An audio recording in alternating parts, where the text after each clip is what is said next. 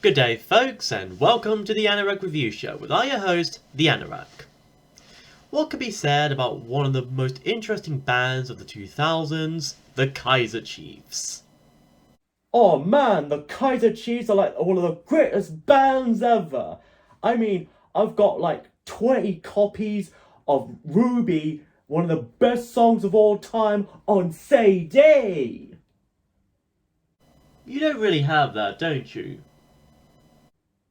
Probably not, but I wish I had. I thought so. Anyways, first formed in Leeds as far back as 2000, they started as a small indie rock group called Parva, and they even had enough material to make what might have been their first album, 22. However, the label they made a deal with, Manta Recordings, sadly went out of business just before the album was released and was shut down by its owner, Beggars Banquet Records. Beggars belief, am I right? However, they soon found their feet and footing when they decided to make some new songs from scratch and rename themselves from Parva to Kaiser Chiefs, after the South African football club, the Kaiser Chiefs. Except the football team had a Z in their name and the band had an S in theirs. Differentiation or cool literacy? You make the call. And so they signed with a new label, B Unique Records, with just the letter B instead of BE and a hyphen between B and Unique Records. And they released their debut album, Employment, in March 2005. Supported by the classic singles Oh My God and I Predict a Riot, the album became a decent enough success, mostly critically, and it reached some charts and won some awards. So, the Kaiser Chiefs went ahead with their next album, which would eventually be released nearly 2 years later after the first. And in honour of its 15th anniversary, that's what we're looking at today. So let's take a listen at the Kaiser Chiefs, Yours Truly Angry Mob, and see how it holds up. Beginning the album is probably, of course, their most well-known song to date, Ruby.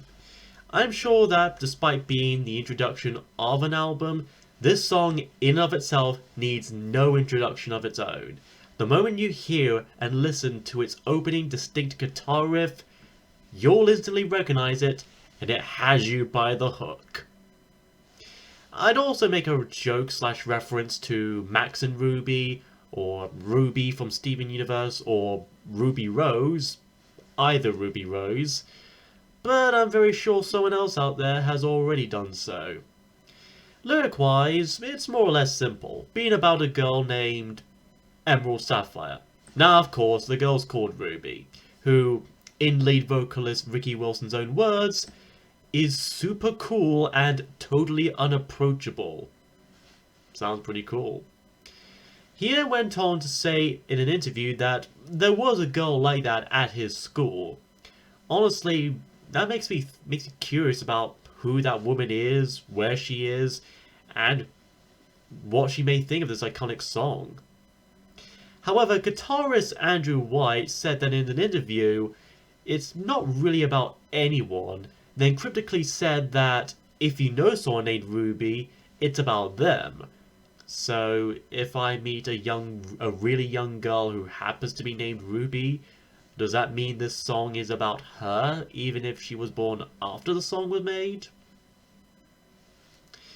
Anyway, the first verse expresses how romance isn't exactly dead when there's nothing else occupying our main character's head, clearly indicating how he's been thinking about this Ruby girl for quite some time. Borderline obsessive? But hey, young love, first love. While Ricky's voice seems chill so far, along with Andrew's guitar and Nick Hodgson's drumming both being very easygoing, it's when the chorus hits that things start getting really good. On top of Simon Ricks' bass and Nick Bain's keyboards, Ricky spills his heart as he calls out this girl's name repeatedly, asking her if she knows what she's doing to him, wanting her to know how much he feels for her and how hard it seems for him. But by the second verse, she seems to express a lack of interest, so tomorrow's cancelled and the clocks are reset. Nothing at all except the space in between. The space between spaces. And finding out what she's called and repeating her name. Fitting, since in the actual choruses, Ricky actually does repeat her name. In that, like I said, a very distinct, very familiar hook. Then in the middle eight, things seem to ease down a bit again, if not dour, as Ricky laments how Ruby must be messing with him, and how she doesn't see them together. Very accompanied by that little organ sound that I think is very much influenced by a lot of 70s rock music. Then Andrew's succeeding guitar solo comes in, really carry on the very vocal melody to a T. And then we pretty much come full circle as we reach the last chorus and strum out to a close. This song is utterly fantastic. I think it stood the test of time as well. Sometimes songs like this don't really need to be all that deep, simple, or complicated. Just simple, catchy, and fun. And this song alone succeeds in that. Next is The Angry Mob, possibly the closest to a title track.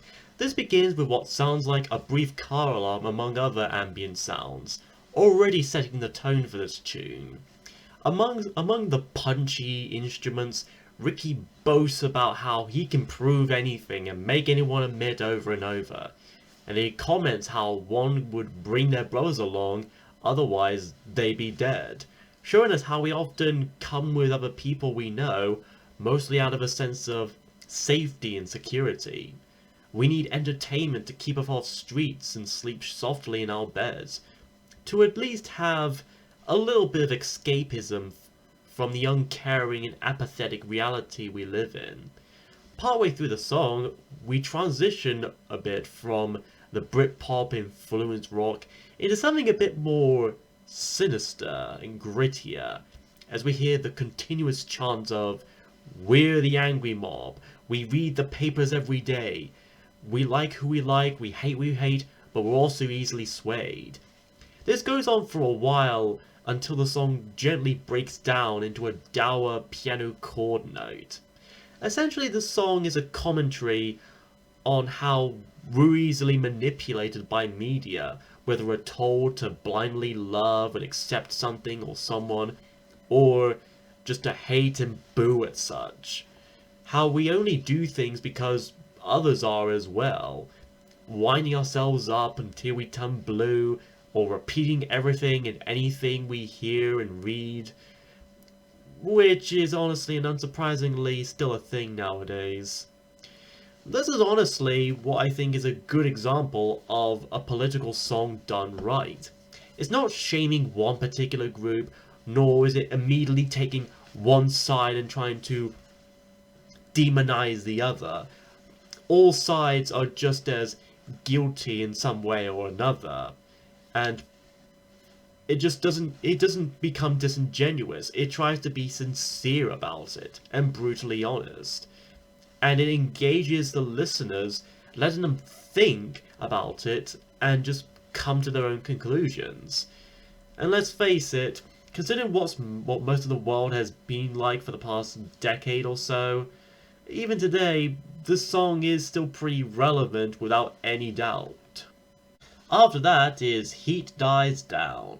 The song's very reminiscent of I Predict a Riot, with a bit of Rolling Stones Painted Black, with its ascending and descending guitar melody that goes on for most of the song. It seems to be about how needlessly hedonistic and carefree we can easily be, not caring about consequences and responsibilities and all another potential stuff. And as a result, we cause trouble for a lot of people and go into hiding out of fear of ridicule. We stay in our secluded places and wait until the heat dies down, hopefully, when we could possibly show our faces again in public, starting slowly from the start and slowly ending at the end. Once again, such simple lyrics can offer so much to interpret. it could also even refer to many other things, like being in a faithless relationship, the pressures of fame and celebrity, etc. Beyond that, though, the song is pretty standard and straightforward. Nothing bad about it, though, just not too much to talk or joke about, especially when compared to other songs in the roster. Then we have Hyroids, a more fast-paced track that explores teenage rebellion and nostalgia. Ricky sings about how he remembers a young but admittedly rubbish life running around in the village of Hyroids, which makes sense since the members of Kaiser Chiefs are technically from Yorkshire, and Hyroids is the name of an actual village there, albeit having a space between the two syllables as opposed to the name of this song, which has it all as one word and one name. Yeah.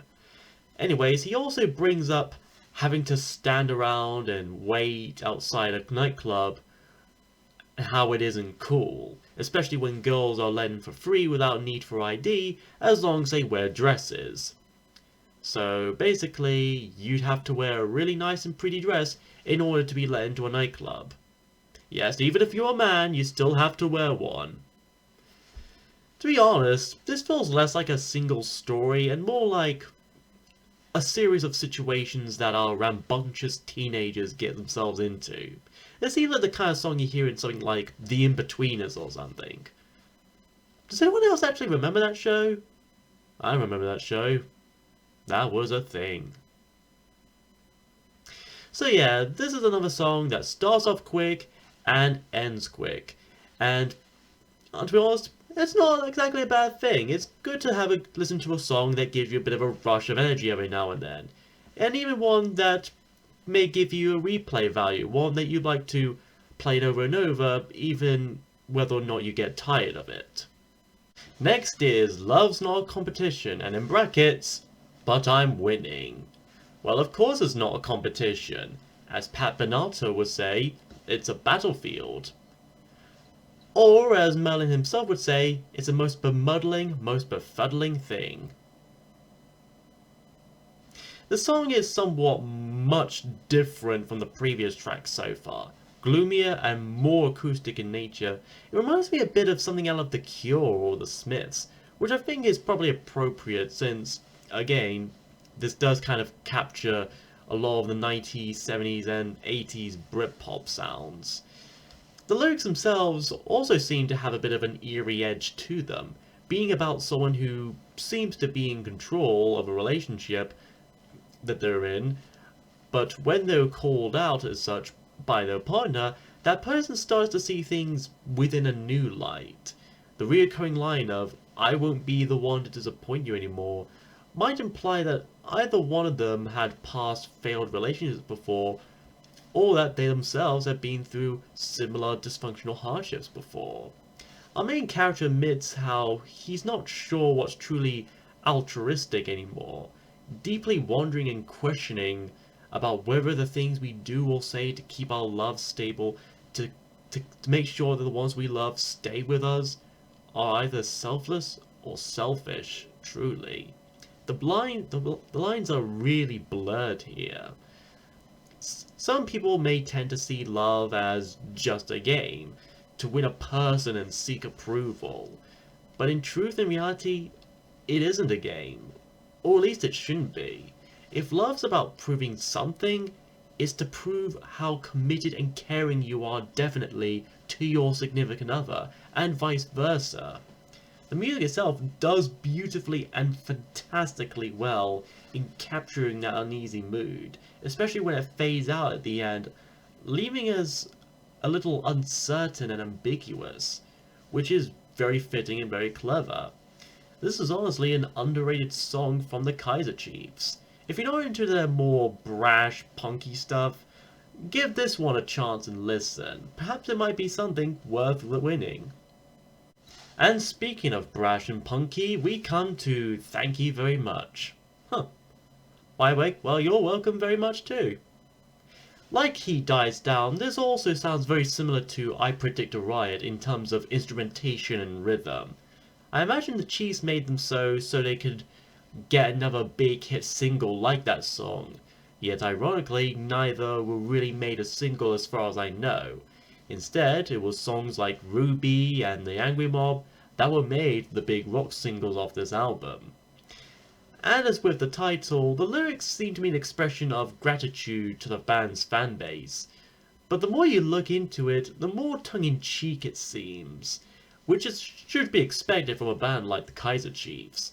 The chorus itself has lines of, "I want you to know when to go, because this should be a thrill, but it feels like a drill.